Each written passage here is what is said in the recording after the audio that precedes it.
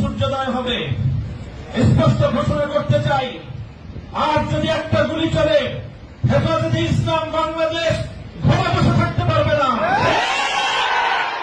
আমার সন্তানের লাশ নিয়ে আমরা কবরস্থানের দিকে যাব না।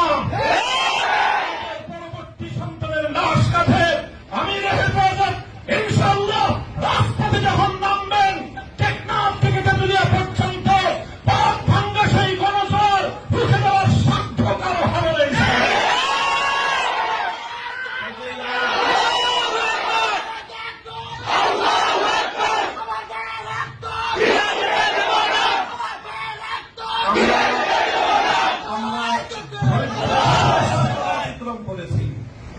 পরিস্থিতি এভাবেই যদি চলতে থাকে, আর যদি আমাদের দেশের জনগণের নিরাপত্তার দায়িত্বে নিয়োজিত আইন শৃঙ্খলা রক্ষাকারী বাহিনী বুলেট যদি আর বন্দুকের নল থেকে আরেকটি বুলেট ছুড়ে, তাহলে বাংলাদেশের পরবর্তী গণ অভ্যুত্থান অবশ্যম্ভাবী হবে।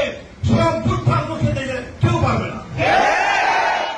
আমরা আল্লাহ পাক রব্বুল আলামিনের কাছে দোয়া করব, যারা বৈষম্যের বিরুদ্ধে